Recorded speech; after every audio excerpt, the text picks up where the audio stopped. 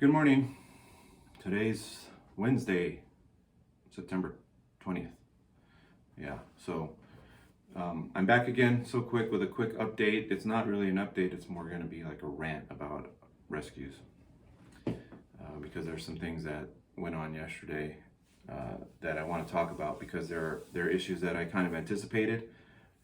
Looking into rescues, I kind of anticipated this type of response, these types of issues. So the other day I talked about a organization that traps dogs, whether it be pet dogs that go missing or stray dogs, and they trap them and then they adopt them out or they give them back to the owner.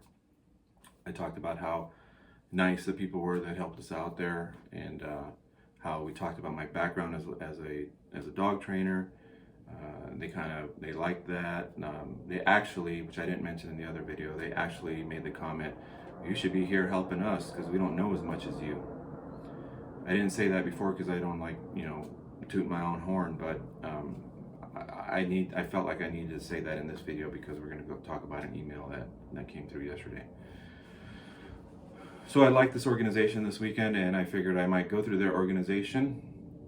So I got on the internet and went to their website and started looking for dogs. I found a dog that I was kind of interested in. He was a small dog, about a year old, about 15 pounds, the right size, and there was a little video of him, and he's running amok, right? Which is cool. So I filled out their application, which, by the way, if you haven't done one of these recently for a rescue or organization, this one had 20 questions and 19 acknowledgments.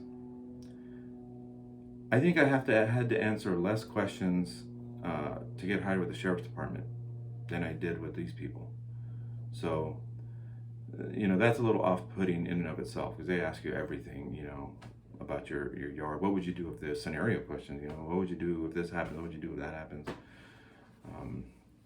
So I submitted that yesterday and advised them via the email that I was interested in Liam.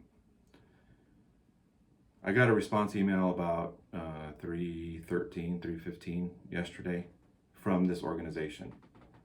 Of course, it's not signed by a person, or there's no person's name that wrote it. It's just the organization, right? Because I'm sure this was written by some administrator sitting behind their desk who really have no clue what's going on.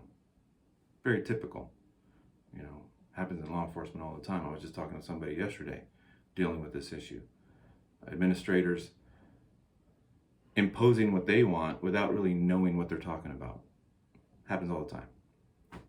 Administrators, if you're my friend and now you're an administrator, you need to get out with your people. Go talk to them, listen to them, spend time with them instead of making decisions behind your desk.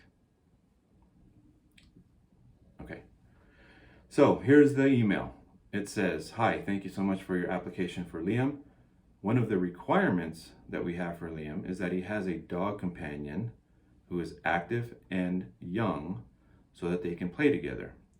They capitalized the word young, probably because in my application, I said I have a 12-year-old cattle dog that sleeps a lot. It's the truth, right? This is required due to the fact that Liam still needs to work on his socialization skills, and a confident, energetic dog will help build those for him.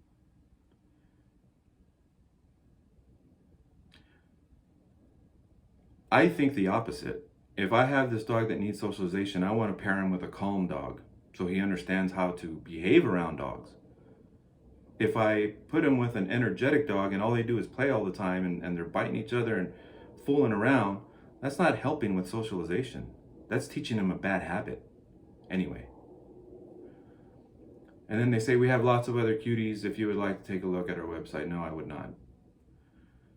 So naturally I responded in my response email, and I'll break it down just piece by piece and kind of explain what my thought process. I'm gonna try anyway. So I start out, I say, "I'm just curious, what makes you think I can't socialize a dog just because my current dog is 12 years old? Can I not take him places to socialize with other dogs daily? I can. Just because my dog doesn't do much, my current dog doesn't do much, who's to say I can't take him places to go socialize with other dogs? Who's to say that I don't have friends that have other dogs that I can go, you know, get this other dog, you know, to play around with? You don't know that, right? You didn't ask. All you said is blanket no. Do I have that? No. Would I do that? No. Heck no. I want the dog socialized with me and my family. I don't care about him socializing with other dogs or being able to get along with other dogs. I'll give you an example, and I used to say this all the time. Humans are social people, or social animals, right? We're meant to be around other people, right? Now, picture this. You're at Costco on a Saturday morning or a Sunday morning, right when it opens. How many people are in Costco? Hundreds? Couple hundred? Right? On a busy day? How many people do you interact with? Do you socialize with? Me personally, the person at the checkout.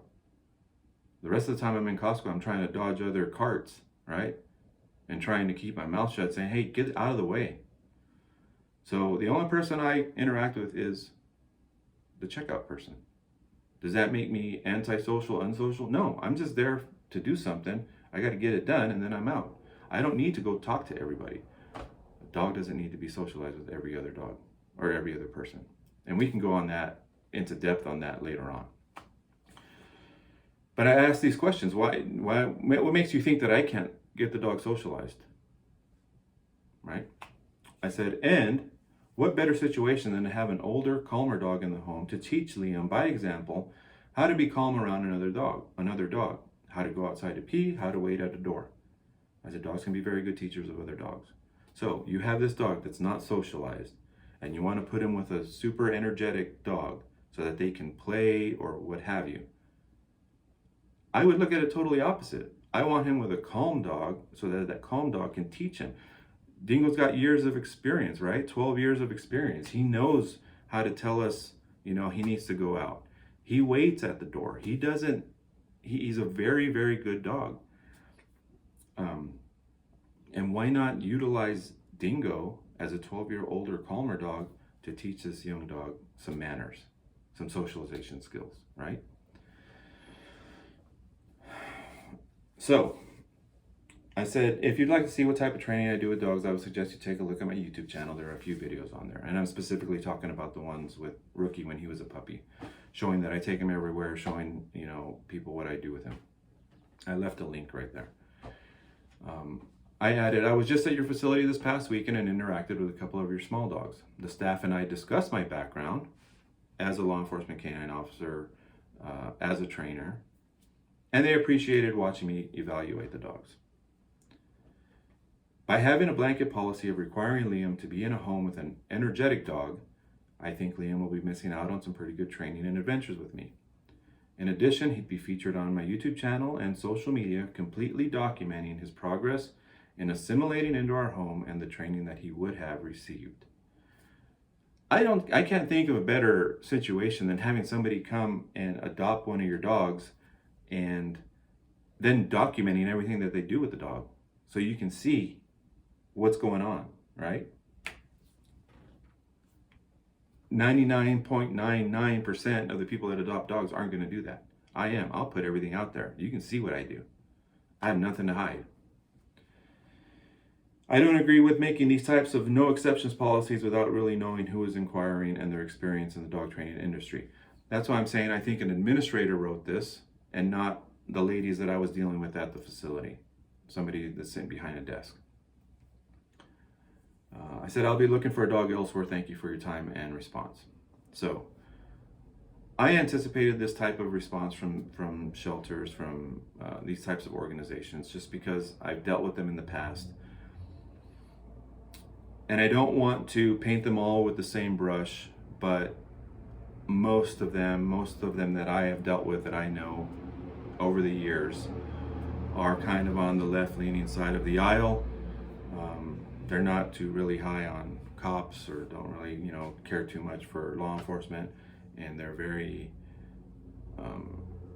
anthropomorphic in their thinking of dogs. Anthropomorphic means assigning human traits to an animal or an object. So, you hear the word fur babies a lot. That's who these people kind of are, which I don't subscribe to that way of thinking. So In my mind, this organization is out. I'm not going to deal with them no more. I think I said my piece, and I don't expect to get a response from them. Of course not. They can't even sign their name to their initial email. Say, hey, I'm Joe, or I'm, Mike. No, you can't have the dog because of these reasons. If you have any questions, give me a call. No, they ain't going to do that. And they're not going to respond to my email. So they're out. I don't want to deal with organizations like that, but I'm afraid that the other organizations are going to be similar. So we'll see. If I run into more of this type of nonsense, which is, it's nonsense, this is coming from people who don't really understand dogs. I'll tell you that right now. The whole concept of, I've seen this too, is a bonded pair. Oh, we have a bonded pair of dogs here, and if you take one, you got to take them both because they're bonded. No, I don't. If I want to take one, I want that one, and I want him to bond with me. I don't want him to bond with another dog. Right? Oh, he's going to be sad. I don't care. He'll get over it.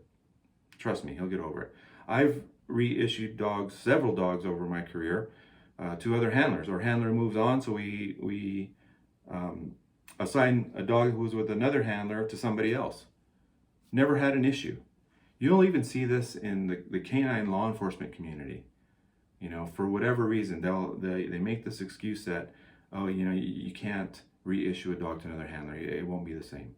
They'll be fine, trust me. As a matter of fact, some of them do better with a different handler than they did with the original handler. So I've never run into an issue where a dog just totally shuts down and rolls on the floor and dies because he's not with a bonded dog friend, or a previous owner handler.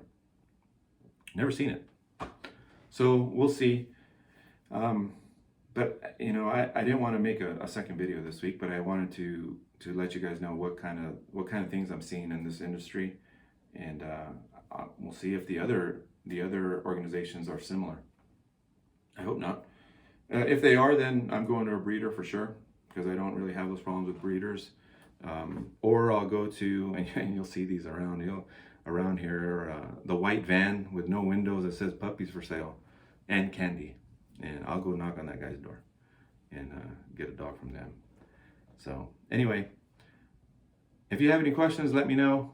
If you want me to talk about some of the things I discussed here about bonding and what have you, then you can ask me. That's not a problem. What is it?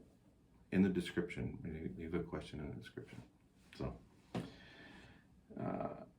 not in the description, in the comments. Leave it in the comments. So I gotta go. Got a boogie. I'll keep you posted. Bye.